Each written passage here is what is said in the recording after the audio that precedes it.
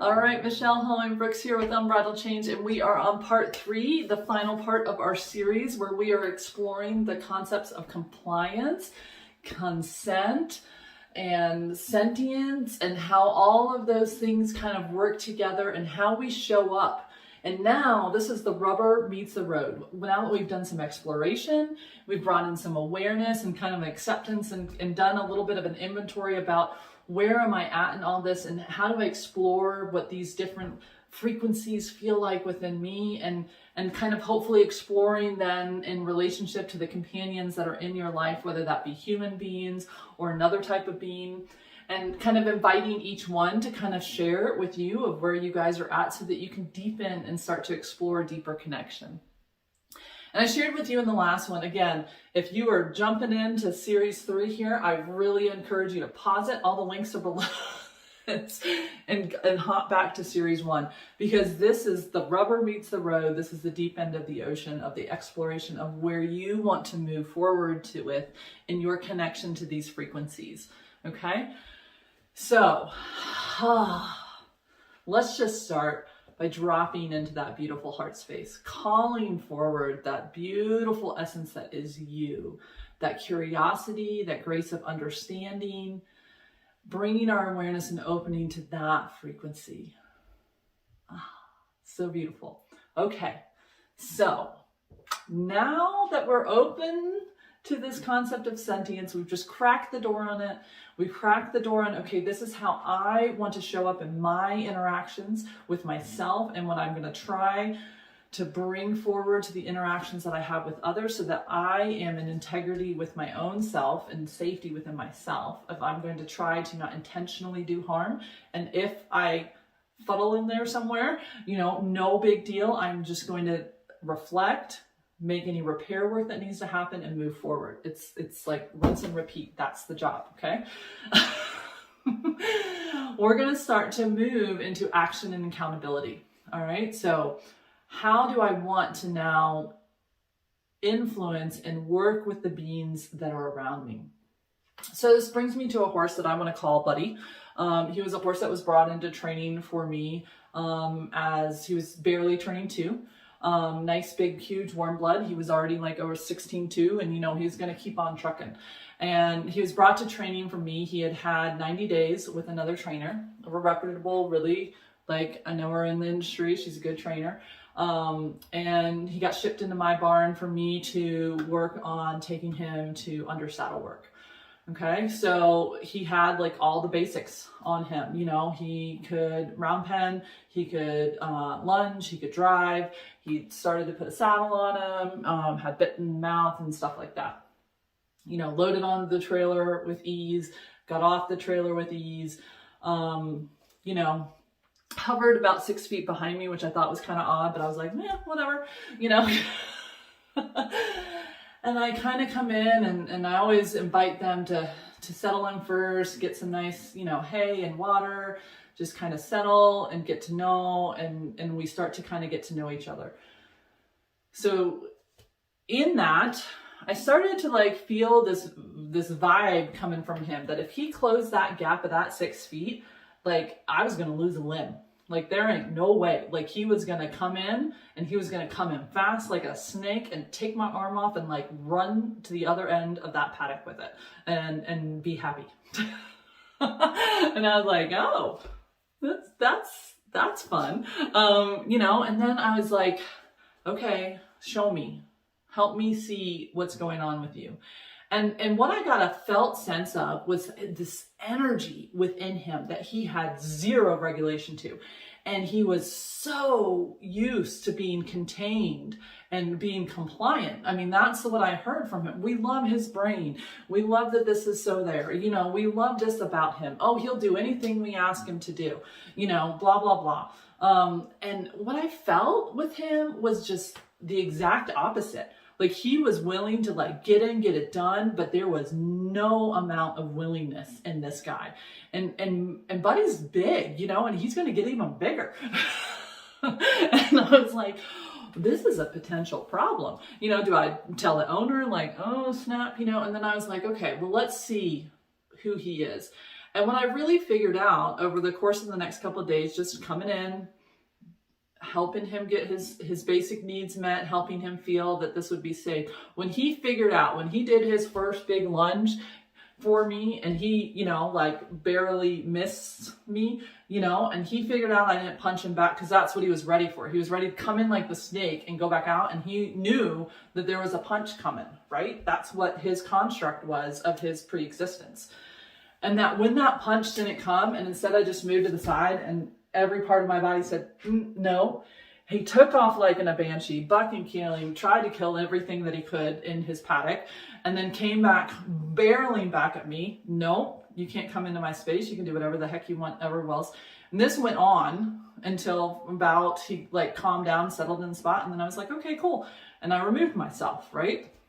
But I never once stopped him from any of the behavior that he needed to have. Well, what happened over the next week was all hell unleashed from this horse. Like, if he could kill it, if he could get near it, like I had to take horses, like he wasn't able to be with another horse because he tried to kill two of them. You know, he just wanted to punch back. There was no part of him that was in any regulation. And me trying to come in there and give him regulation would have just equaled me having to get into a compliance battle with him. So instead, it all just became of, okay, you can do that, be in your space, but I'm going to put down his food. And if you want to come get the food from me, you know, he had free choice, big, huge round bale, free choice grass, free choice grain. So the food was just a way to get a supplement into him. You know, that's fine, but you got to at least put 4 feet on the ground and not take my ass out in the process. And then you can have the grain. Peace out. You know, and so he started to learn, like, okay, she's not going to require more than what my body can do. So him coming in with just like, that was a big, huge ask for this guy, you know, and it was okay. And it wasn't personal. His desire to try to kill me, which really is what he would do if I would have let him, it had nothing to do with me. And it had everything to do with his environment. And the people who had him before me were not bad people. These are not mean people. They just didn't know how to help him regulate either. So they picked the door that said, you know, if you do this, you're going to get this consequence. And this consequence, he decided, hurt more than him picking that choice. So he regulated himself, but not really, right? Like he was being regulated only by the threat of force. And so he had compliance. He was willing in their eyes. He had tons of what they viewed as consent. But whatever I felt from him was anything but consent, because my whole body was going, shields up, Michelle, you know? So I had a choice. How am I going to work with this horse? You know, how do I want to help him find regulation? How do I want him to find those skills? What relationship am I going to step into with him in order for Buddy to start to understand that, you know, that punching back is not a relationship I want to be in. I don't want to be punch buddies, you know, like that's not me. I don't want to have anything to do with that. And I'm also not going to subject any of my horses to that. So if you want to be in a relationship and that's the vibe you want, cool, that's fine. But it's not going to equal anything with me because I'm not okay with that. And I have that right to say that.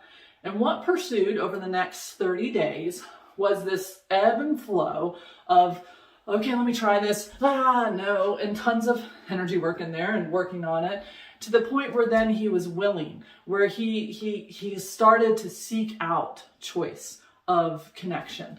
And then he could hold it for like a hot second, then whoop-pow, he would explode. And he tried to take, and I'm like, you know, nope. Sorry, no big deal. Now I could go backwards and probably find that this little dude probably was taken away from his mom too early because he didn't learn it. He doesn't know it. I mean, I could give him all of this stuff and we could like do detective work on this all day long. But the bottom line is I had an opportunity of how do I want to show up with this horse where I've got a goal. I've got a customer, you know, and yet how do I bring him into some level of what is he willing to do? First thing I do is, like for me personally, is I never promise customers anything. I don't say I'm going to have this done in 90 days. I don't say I'm going to blah, blah, blah. I say I'm going to help your horse figure out how to be in connection with himself, or herself, and then how that connection then relates to us. And in that, we're going to play fun games of how to like up that ante, and that will be through quote training, right? And so it's all about the willingness and connection. And so I had to get really good that when he would go from like, yep, blah, that had nothing to do with my ability as a trainer. Would I look at, did I catch a no on time? Did I feel a frequency? Did I work on making sure that my heart space was open and hearing what he was saying as much as I could? Absolutely. Did I do reflections and go, whoa, sorry, missed that, hold please, and I had to go set myself away because he like almost got the side of my neck? Absolutely. I had to keep finding neutral within me to be able to step back into neutral with him, to offer him. Now I held boundaries. Man, if he wanted to do that, he could have get in a 10-foot radius of me, you know, but he had a desire to, he had a want to. And this was like, I'm not talking like I spend 5 minutes with him. You know, this is 2, 3, 4 hours a day broken down into small pieces. And what it was is, it was sometimes doing, sometimes being, sometimes having nothing to do with each other. Sometimes he following me around, sometimes me going, what are you looking at? You know, like all of these things were in there, but it's hard. Coming through the door of compliance or consent. Compliance is easy because you can get them to conform to pretty much anything. We as human beings know this. What does consent look like? What does that frequency look like, feel like, and drop into? You know, fast forward 60 days, 90 days, Buddy's, you know, able to rock it out and willing and looking and all of that, like tenacity and stuff like that he had before, he still has, but like in like this bold, like massive, like ability to like take on. And he's like this kick-ass inventor, you know? And he loves his partnership and he loves his connection.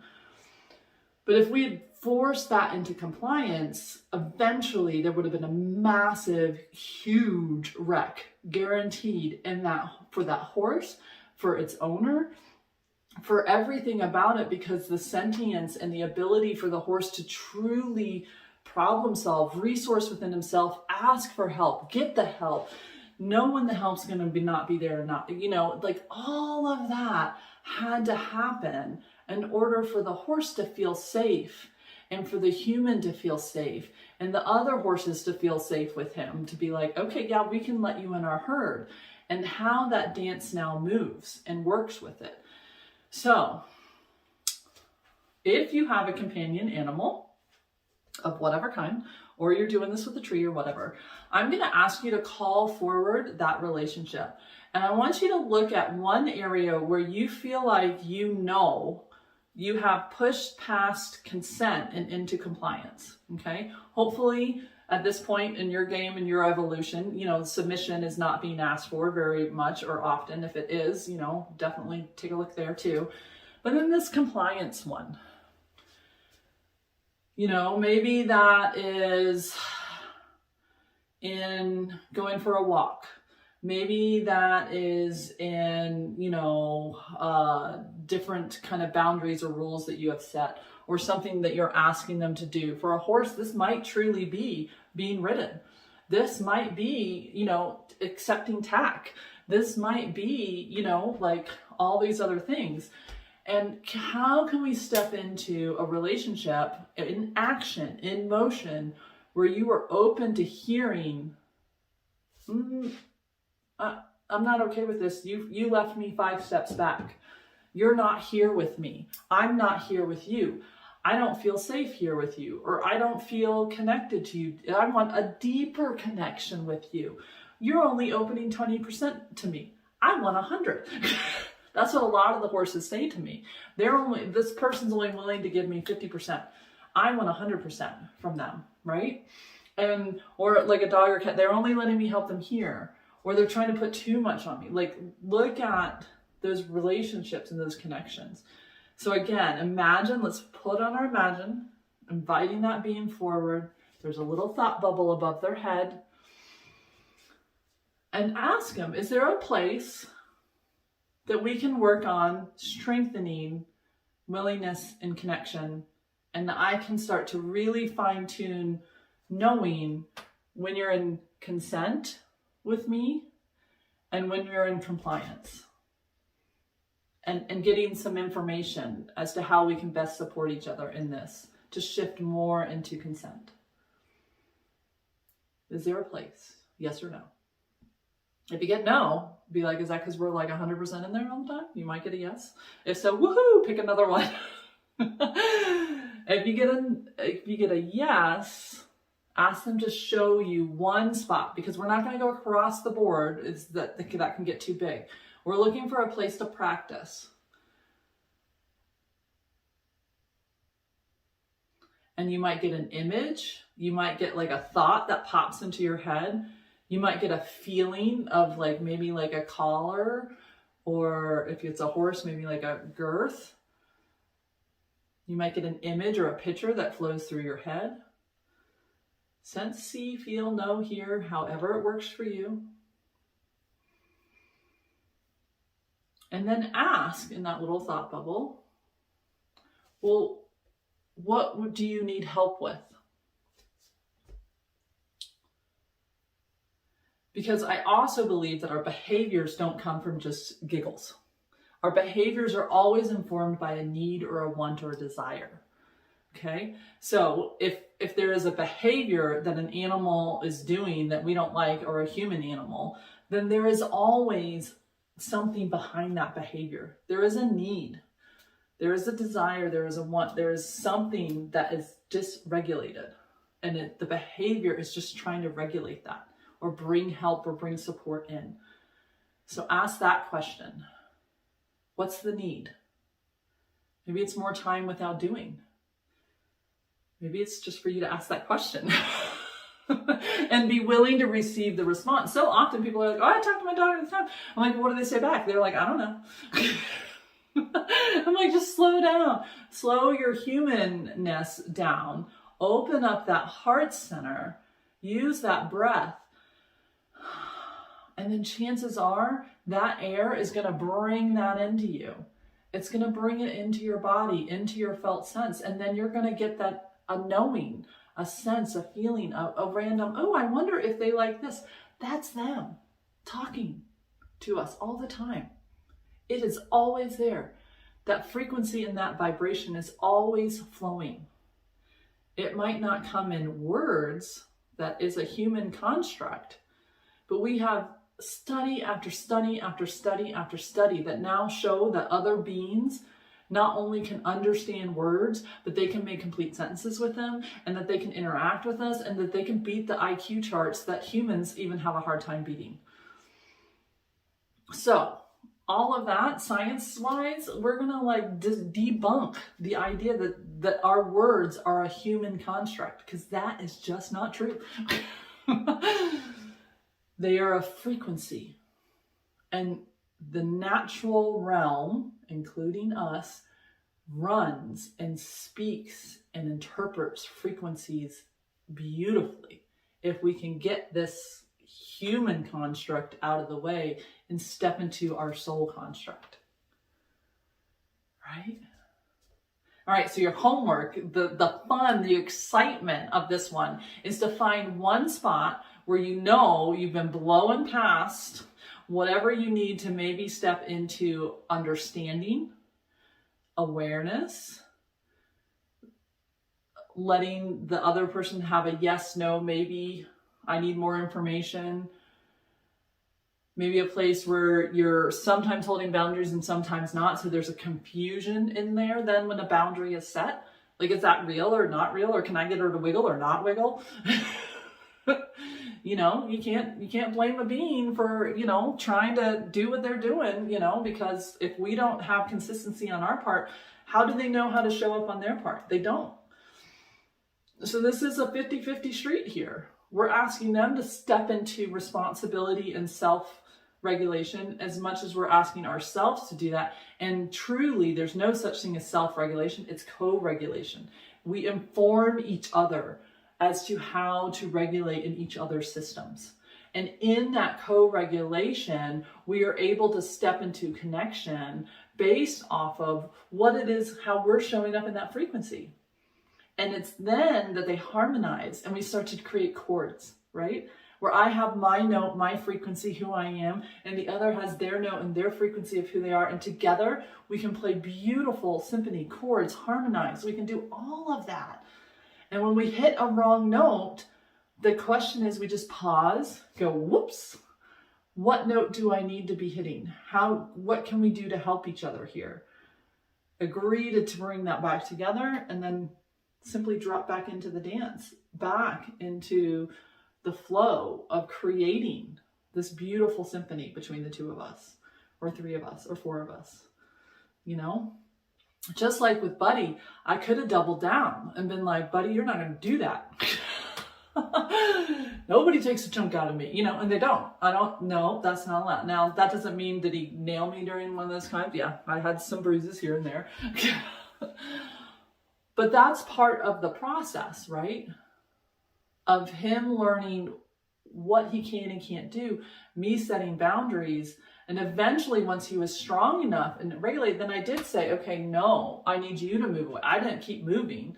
But in the beginning, he wasn't strong enough to handle that. Just like the little 3-year-old that, like in the beginning, if I just picked her up and kept moving her, then she would think I'm rejecting her. And so instead, me just moving out of the way of that kick and holding that space for her helped her build the confidence so then I could pick her up and say, honey, no. You don't get to do that in my space. I need you to back up 2 steps and not kick me. You know? With the horses a little bit more. But same concept. Okay?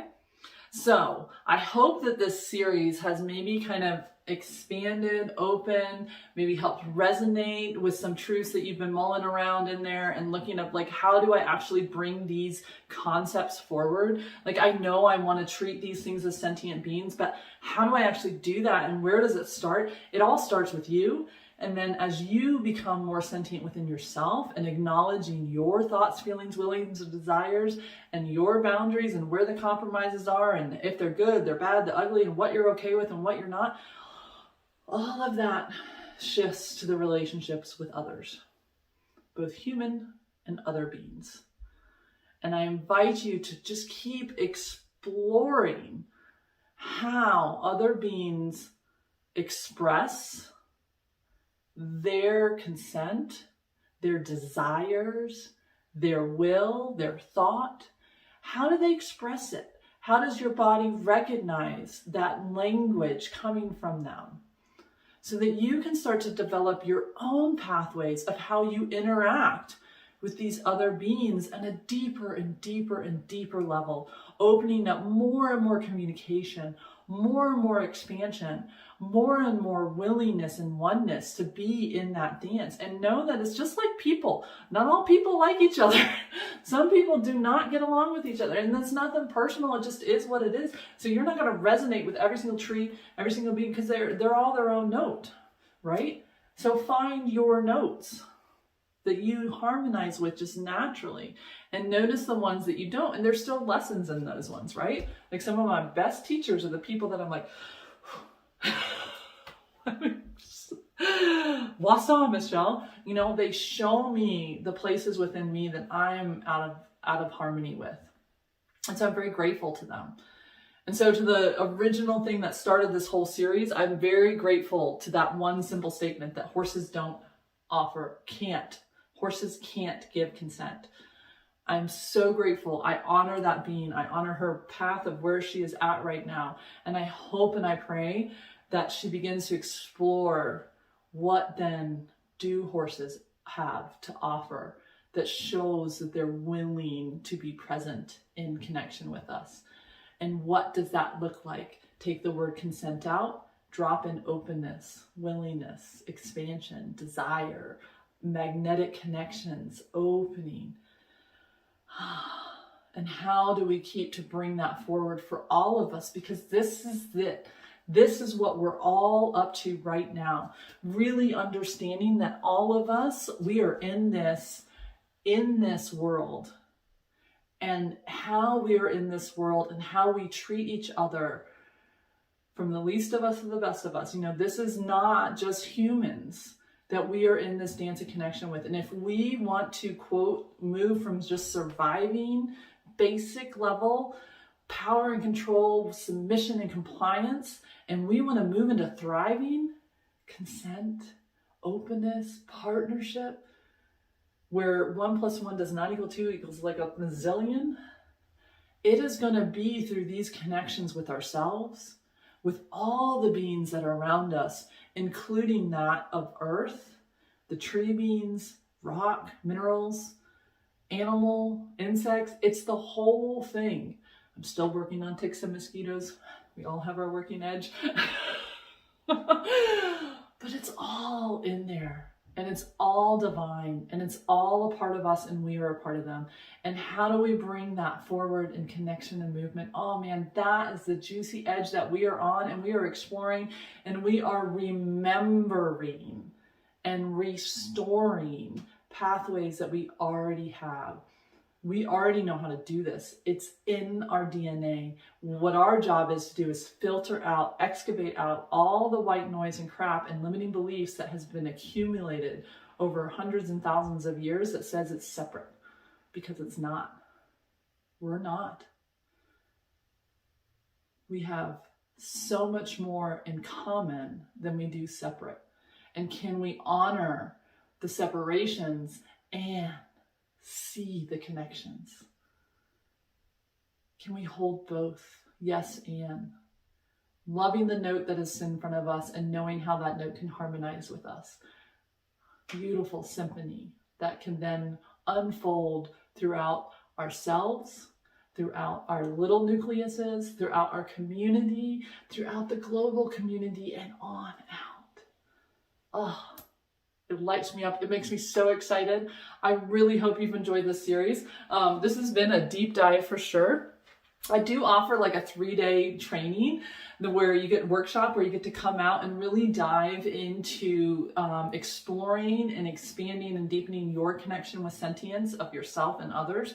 And so if that's of interest of you, definitely click that link and let me know, and we'll give you the dates and all that good stuff about how to drop into that. It really is helpful, I think, sometimes to do this in connection with others. You can do the reflection, sure, and the self work all day long, but this is about connection. This is about how do I come outside of self into with other, and dealing with those little things that pop up in between, so that we can really show up and match our intention, that our behaviors come off of just autopilot and they come into responding versus reaction, and that response is being driven by our heart center. Oh, this is my work. This is what I love. This is what Unbridled Change is all about, of helping heal and grow into our heart being able to be our leader and our guide in our life and everything we do. All right, I can keep going and keep going. Sending you tons of love, offering that to you, light, love, and joy to you, and thanking all the beings that came forward to help support us today. I hope that you enjoy this. Let me know how it goes, and I hope you maybe join us out here for a workshop to dive even further into this. Michelle Holland Brooks with Unbridled Change. See ya.